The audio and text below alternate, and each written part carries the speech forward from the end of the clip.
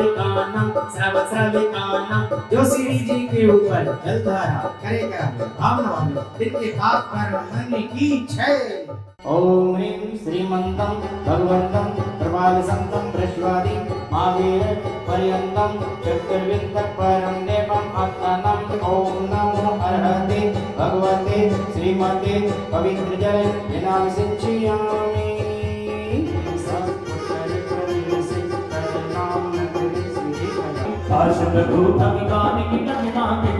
अतिशयकारी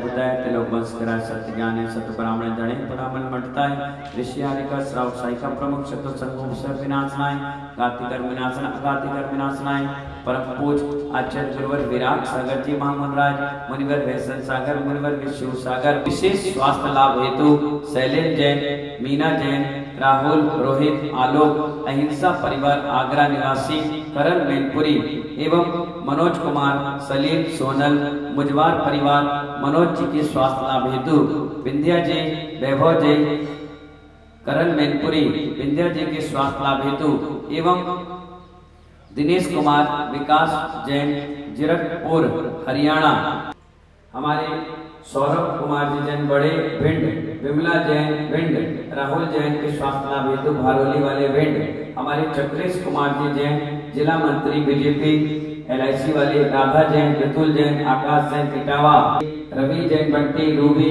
प्रिंसी खुशी आसी अनुज परेपुरा इटावा अनीता विशाल दीपा आर्जव वेदिका जैन गोपाचल पर्वत ग्वालियर एवं हमारे बंटी बनारस सब गजमारी सर्वासमारी सब गोमारी सब महिषमारी सब वक्षमारी सब पथमारी सब पुष्मारी सब देशमारी सब विस्मारी चंद्रपुर वासुभोज मल्ली वर्धमान भुजदन चित्तन मुनि शिवरत नेमिनाथ वासना चित्ते विनामित्ते मंत्रे नवग्रह शांततम दंदोदधार वैष्णव श्री शांतिरस्तु सदास्ते मस्तु जयस्तु नित्य मारुमस्तु सविता पुष्टिरस्तु तुष्टिरस्तु समृद्धिरस्तु कल्याणमस्तु सुखमस्तु अभिवृद्धिरस्तु कुल गोधन्नां सदास्तु श्री सद्धर्म आयु आरोग्य ऐश्वर्य अभिवृद्धिरस्तु ओम ह्रीं हरम नमो संपूर्ण कल्याण मंगल रोग मोक्ष पुरुषार्थ भवतु।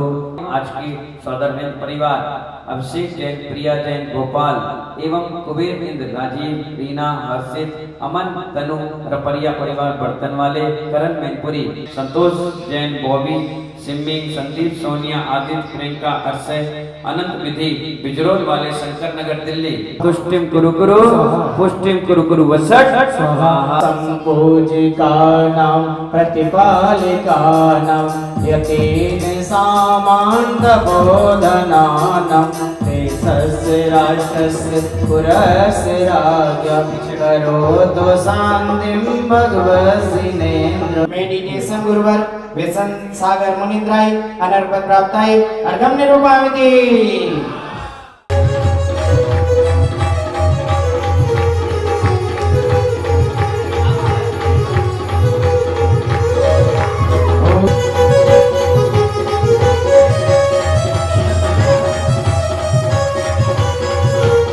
अभिषेक करें राजा दिन भर जनी गई से नवा। ध्रुव आत्मदद्वही हमारी आत्मा का वैभव है। ये आचार्य कुंद देव स्वामी महाराज हमें बताने का प्रयास कर रहे थे और वो कह रहे थे कि कोई व्यक्ति नाव में सवार होकर के चल रहा है और जब नाव में वो सवार हो जाता है उस नाव में अगर एक भी छेद रहता है तो पानी आश्रव का काम करता है। किसका काम करता है? आश्रव का काम करता है। और जब पानी आश्रव का काम करता है तो नाव में धीरे धीरे पानी बढ़ने लगता है और जो नाविक होता है, जो उस नाव के सवार करने वाले व्यक्ति होते हैं, उस पानी को देख के घबरा जाते हैं कि नाव को डुबो देगा। क्या कर देगा? नाव को डुबो देगा। और नाव अगर हमारी डूब जाएगी तो हम भी डूब जाएंगे। तो वो क्या करते हैं? क्या करते हैं? सबसे पहले उस पानी को निकालते हैं। क्या करते हैं? सबसे पहले पानी को निकालते हैं कि उस छेद को बंद करते हैं। बताओ, छेद को सबसे पहले बंद करते हैं। छेद जैसे ही बंद होगा फिर पानी को निकालने का प्रयास करते हैं। महानुभाव, यही आचार्य भगवान कहते हैं कि पुण्य कमाओ। पुण्य कमाने के लिए कोई दिक्कत नहीं है। क्या? पुण्य कमाओ, जितना कमा सकते हो उतना कमाओ, लेकिन एक दिन इस पुण्य को भी छोड़ना पड़ेगा। क्या करना पड़ेगा? हाँ, खूब मंदिर बनवाओ, खूब मूर्तियां विराजमान करो, खूब साधुओं को आहार दो, खूब विधान पूजा पाठ करो, जितना कर सकते हो करो, लेकिन एक लिमिट तक। और लिमिट के बाद फिर जब आप क्या बन जाओगे? केवल ज्ञानी बन जाओगे, तो ये पूरा जिंदगी भर का पुण्य समोषण के रूप में दिखाई देगा। और उस समोषण को भी एक दिन त्याग करना पड़ता है, जो हमारे यहाँ आने वाली दीपावली को धनतेरस के रूप में मनाएंगे। यानी जिसके लिए इतनी मेहनत आपने की, वो भी एक दिन छूट जाएगा। आचार्य कुंद कुंद स्वामी महाराज कहते हैं, बंद तो बंद है, चाहे पुण्य का बंद करो चाहे पाप का बंद करो। हमारे ऋषभ देव भगवान पहले तीर्थंकर हुए। क्या हुए? पहले तीर्थंकर हुए, और तीर्थंकर के साथ नाभिराय के पुत्र हुए, अंतिम कुलकर के। कितना विशाल पुण्य! इसके बाद पहला चक्रवर्ती उन्हीं का पुत्र बना, कामदेव उन्हीं का पुत्र बना, ब्रह्मी सुंदरी उन्हीं की पुत्रियां बनी। इतना विशाल पुण्य! और उसके बाद 6 महीने तक उपास करने के बाद 7 महीने 8 दिन तक मुद्रिका लेकर के आहार के लिए गए, लेकिन विधि मिली क्या? क्यों नहीं मिली? इसलिए नहीं मिली महानुभाव, क्योंकि कर्म का उदय तीर्थंकर को नहीं छोड़ता। किसको नहीं छोड़ता? एक साता वेदनी होता है, एक असाता वेदनी होता है। साता वेदनी और असाता वेदनी, दोनों वेदनी कर्म हैं, और ये दोनों कर्म हमें आश्रय करवाते ही करवाते रहते हैं। और इन दोनों कर्मों को जो व्यक्ति समझता है, वही निर्बाध रूप से अपनी आत्मा के वैभव को समझ पाता है। आपको बताएं, आज आपके बीच में आपकी नगर गौरव, जिसे आप विंध्या जी के नाम से जानते हैं, असाध रोग से पीड़ित हैं। बहुत दिनों से उनकी ये भावना है कि रोग ठीक हो जाए, और अगर ना हो पाए तो गुरु चरणों में मेरा समाधि मरण हो। कितनी पवित्र भावना बनाई उन्होंने। सबको मालूम है ये जिंदगी 4 दिन की है, सबको मालूम है, फिर भी जीने की आस लगी रहती है। बहुत कुछ प्रयास लगा रहता है। कोरोना वायरस जब फैला तो लोगों की सांसें रुक गई, ऑक्सीजन से सांसें दी गई। ऑक्सीजन से नहीं हो पाया तो वेंटिलेटर पे लिटा दिया गया। अंतिम दिन 2 दिन 3 दिन 5 दिन कैसे भी आदमी जीवित रहे। और मैं कहता हूं महानुभाव, अगर आपको पता चल गया है कि मेरी जिंदगी अब 4 दिन 8 दिन 15 दिन की रह गई है, तो सब कुछ त्याग करके प्रभु का भजन करना चाहिए। एक बार हम लोग झांसी में थे, हम ब्रह्मचारी थे, और वहां पर चतुर्मास करगुआ जी में हो रहा था। एक ब्रह्मचारी जी थे जिनका नाम था भगत जी। क्या नाम था? भगत जी नाम था। रोज पूजा पाठ अभिषेक करते थे, पोस्टमैन का काम था, रिटायरमेंट हो चुका था, पेंशन आती थी, आधा पैसा वो दान करते थे और आधा पैसा अपनी घरवाली को भक्तन को दे देते थे। रोज प्रवचन सुनने का उनका काम था। स्वाध्याय प्रेमी थे, मुमुक्षु थे पक्के, बहुत बढ़िया। आखिर क्या हुआ, हम लोग का चतुर्मास स्थापित हुआ तो रोज वो खंबे की आड़ से टिक करके प्रवचन सुना करते थे। रोज हम लोग उनको देखते थे, वो सुनते रहते थे। एक दिन महाराज जी ने कहा, क्यों भाई खंबे से क्यों बैठ जाते हो? बोले बुजुर्ग हैं, 78 साल की उम्र है, कमर में दर्द रहता है तो खंबे से बैठ जाते हैं। उन्होंने कहा अच्छी बात है।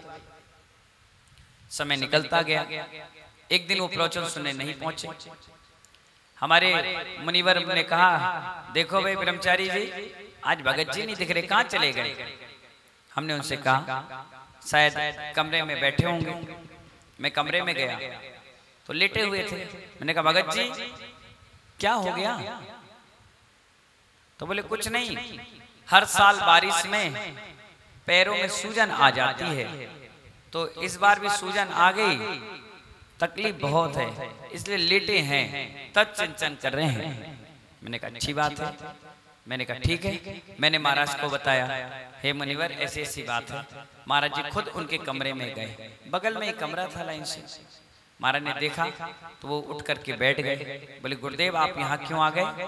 महाराज ने देखा कि कोई सधर्मी परेशान है, इसलिए मैं देखने के लिए आ गया। क्या हो गया? बोले पैरों में सूजन है, हर साल आ जाती है, बारिश का मौसम है, कुछ दिनों में ठीक हो जाएगी, फिर ठीक हो जाएंगे, बढ़िया कोई दिक्कत नहीं। महाराज ने जैसे ही पैर देखा बोला भगत जी अब तुम्हारा समय निश्चित आ गया है।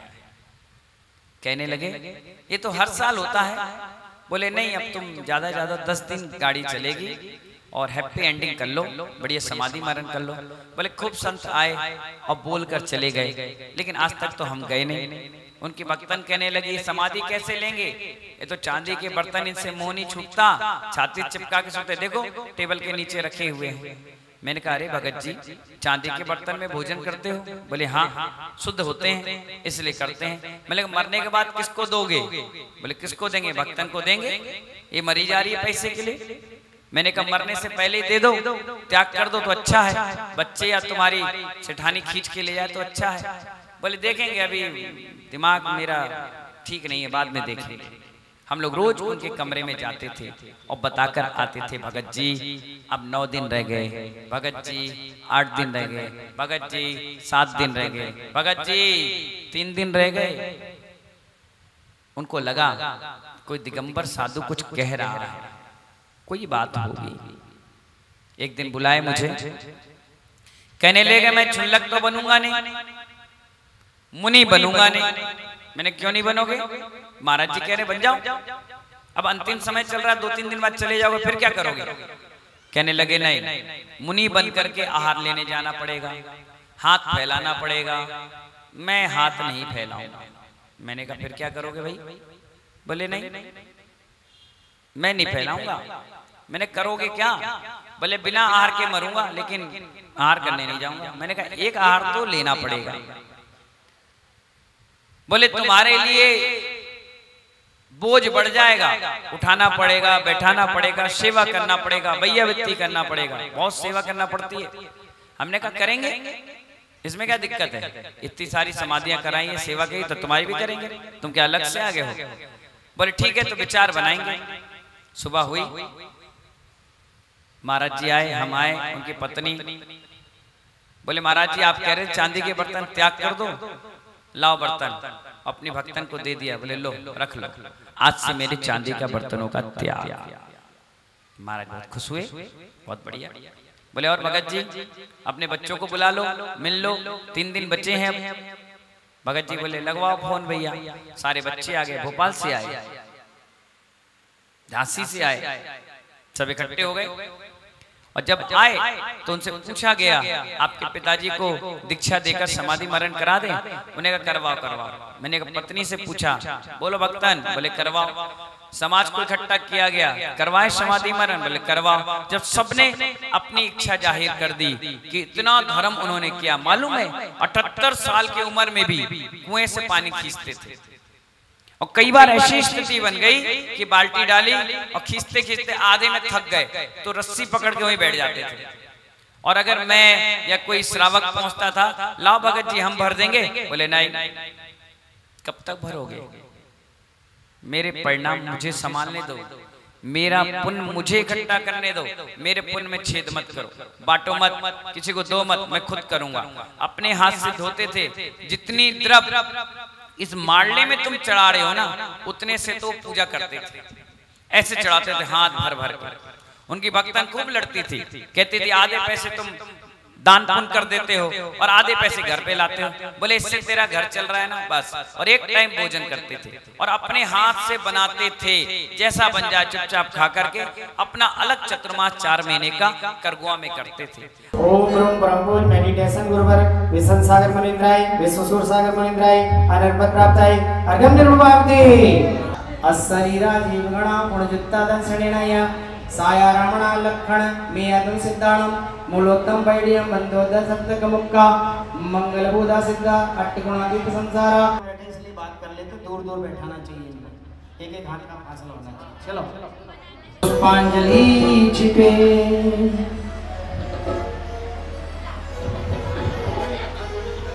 कल्याणकारी श्री पार्श्वनाथ जिनेन्द्राय अर्घम निर्वपामि। ओम ह्रीं गहन गुणाय क्लीमावक्षेषताय कल्याणकारी श्री पार्श्वनाथ जिनेन्द्राय अनर्पद प्राप्ताय अर्घम निर्वपामिति। ओम ह्रीं आनंद मंदनाय क्लीमावक्षेषताय काल सर्वदोष शांतिकर कल्याणकारी श्री पार्श्वनाथ जिनेन्द्राय अर्घम निर्वपामिति। ओम ह्रीं अतिशय गुरुवे क्लीमावक्षेषताय काल सर्वदोष शांतिकर कल्याणकारी श्री पार्श्वनाथ जिनेन्द्राय अर्घम निर्वपामिति।